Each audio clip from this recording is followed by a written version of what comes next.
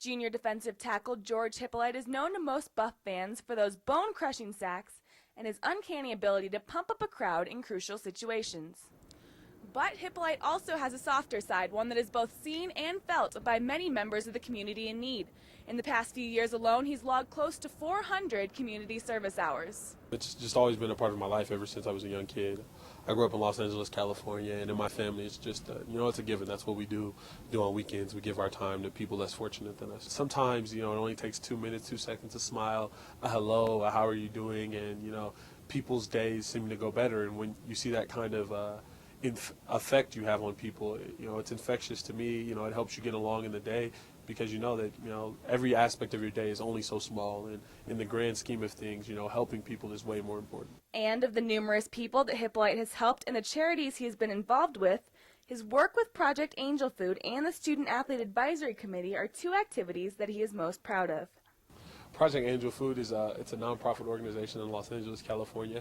It's based out of West Hollywood. What they do there is they make food for homebound AIDS patients and some cancer patients. It's like a big soup kitchen. You make food for about 22,000 people a day. I feel like it's important as student athletes on campus. We need to have a voice. We need to be able to communicate with the administration, the student body at large.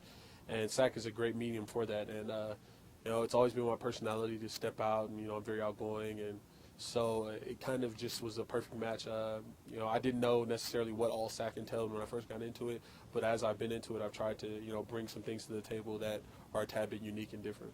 But Hypolite's participation in football, class, and community service has not been easy and has become something of a balancing act.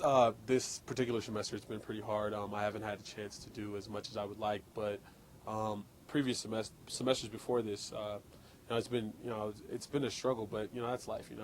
It's I could be spending an hour doing nothing on campus, or I could spend an hour brightening up someone's day, and I'd rather brighten up someone's day.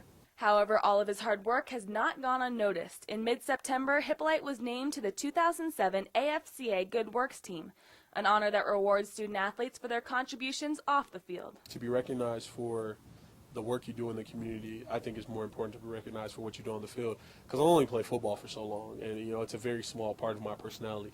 But those are the kind of awards you love winning because it shows that you're having an impact on people and people are noticing.